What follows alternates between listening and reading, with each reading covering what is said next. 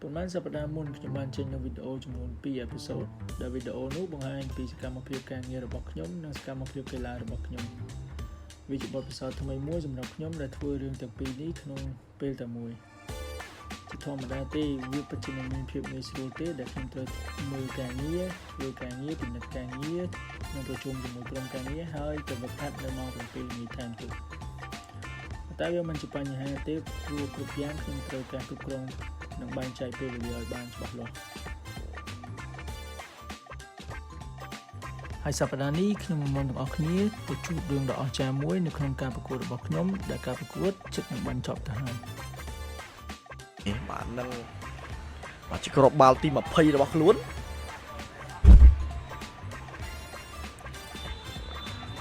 ឡូវការទាត់របស់តាំងកំឡុង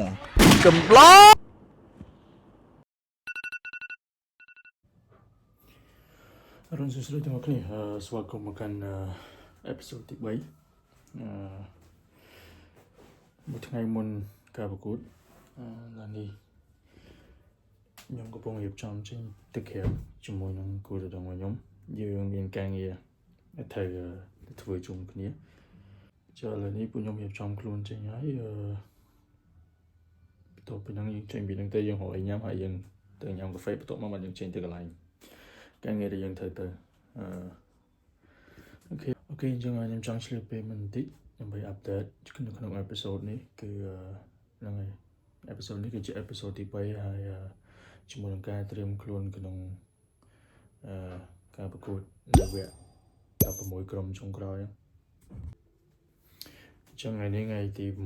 8ដែលការប្រកួតរបស់យើងចាប់ផ្ដើមនៅថ្ងៃទី9អញ្ចឹងថ្ងៃទី8មួយថ្ងៃនៅមុនការប្រកួតចាប់ផ្ដើមអញ្ចឹងរាល់ការប្រកួតចាប់ពីពេលនេះទៅគឺតែសំខាន់ទាំងការប្រកួតនៅក្នុងពូលកាលពីមុនគឺសំខាន់ហើយខ្ញុំអត់បានថតអេពីសូតសំទោសថតការប្រកួតទី3ដោយសារមានការរវល់ច្រើនដល់ពេលអញ្ចឹងក៏ skip អេពីសូតនោះមួយទៅប៉ុន្តែខ្ញុំនឹងព្យាយាមបង្ហាញនៅអេពីសូតនៅក្នុងវគ្គបន្តចាប់ពីវគ្គ16ក្រុមនេះទៅមិនថាយើងទទួលបានលទ្ធផលល្អឬក៏អត់ល្អអីទេដោយសារចាប់ពីវគ្គនេះទៅគឺជាការជំរុះចាញ់ឈ្នះបានន័យថាឈ្នះគឺឡើងទៅវគ្គបន្ទាប់ចាញ់គឺយើងត្រូវជំរុះចេញអញ្ចឹងហ្នឹងហើយដូចខ្ញុំនិយាយមុនហ្នឹងអញ្ចឹងទោះបីជាចាញ់ក៏ព្យាយាមបង្ហាញទៅតាមអ្វីដែលខ្ញុំអាចធ្វើបានដោយសារអី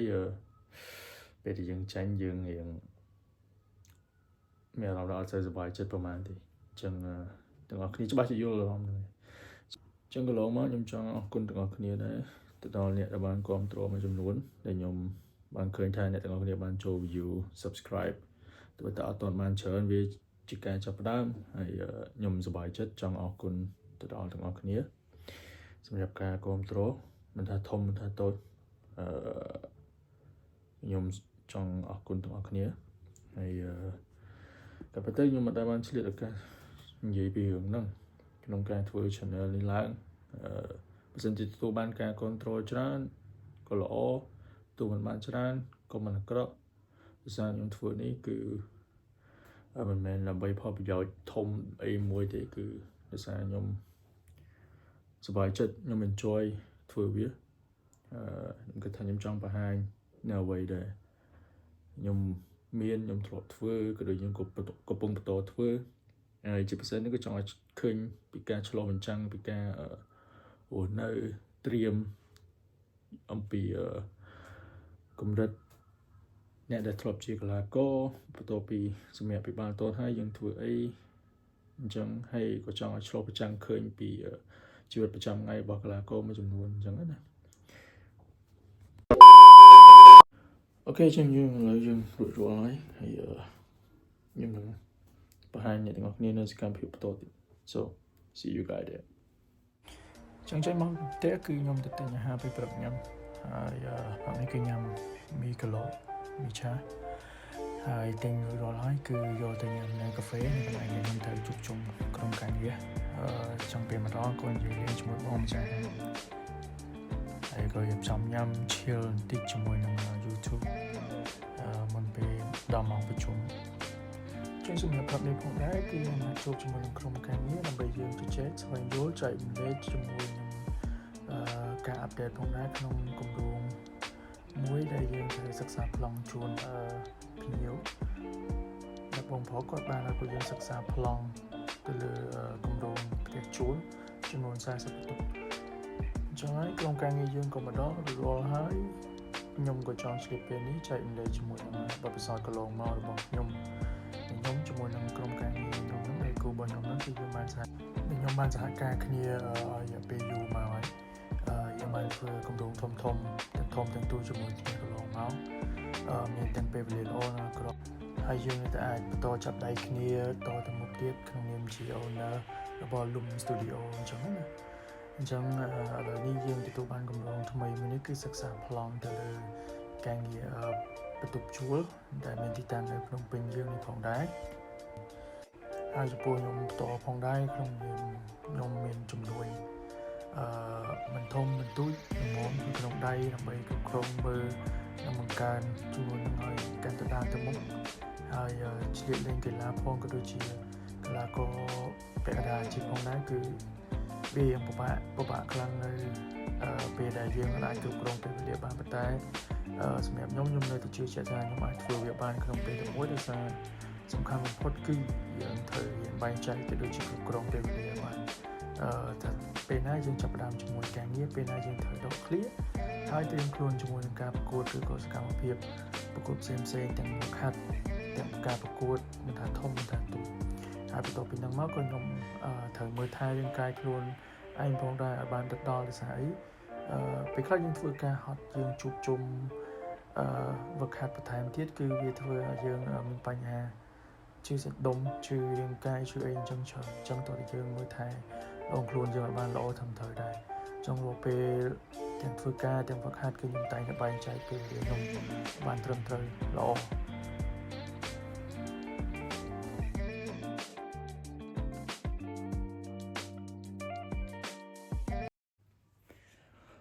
ឥឡូវនេះម៉ោង 4:20 នាទីហើយខ្ញុំចង់ខ្លួនរួចរាល់ហើយដើម្បីទៅវឹកហាត់ល្ងាចហ្នឹងអញ្ចឹងយើងចាប់ផ្ដើមវឹកហាត់នៅម៉ោង 7 អញ្ចឹងមេឌីអូភ្លៀងទៀតហើយអញ្ចឹងការវឹកហាត់ថ្ងៃនេះគឺវឹកហាត់ត្រៀមសម្រាប់ការប្រកួតថ្ងៃស្អែកអញ្ចឹងចេញពីនេះខ្ញុំត្រូវអីញ៉ាំធូបពួនតិចហើយបាទយើងរៀបចំចេញទៅតទៀតវឹកហាត់នៅម្ដុំទូកោកអូខេអញ្ចឹង see you at the training ground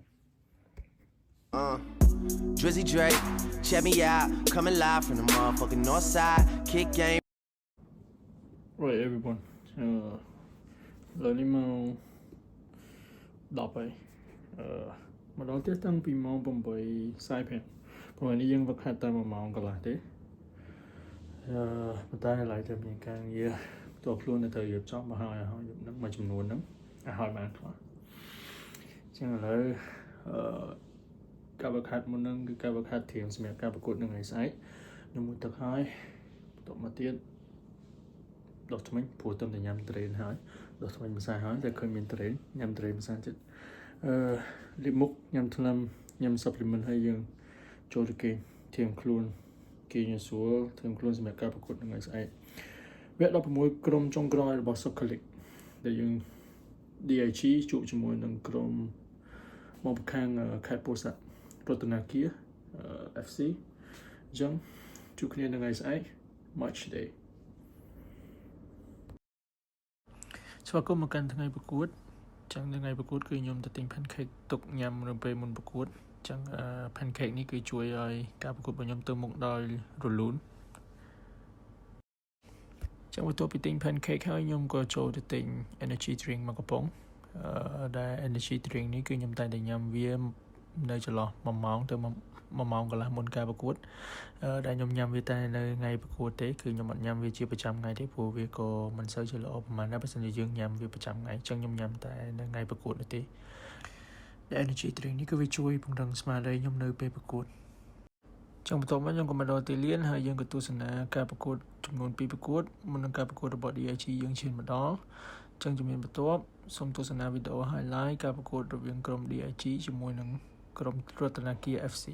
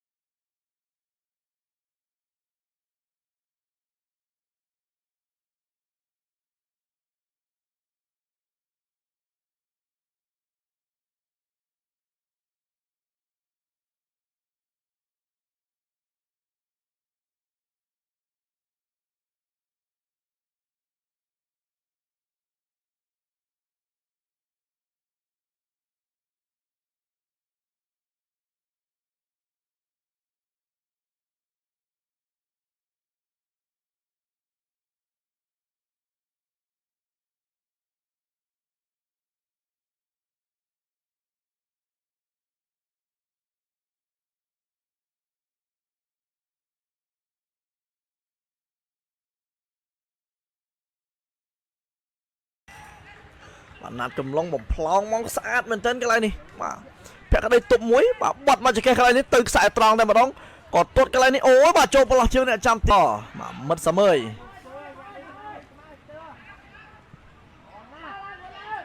បាទឱកាសរបស់នេះអាជីកន្លែងនេះអូតារាមិញឱកាសមួយទល់មួយអ្នកចាំទីអូយបាទទាត់ខុសទីអន្តរាបាទស្ដាយបាទមិត្តសាមើយ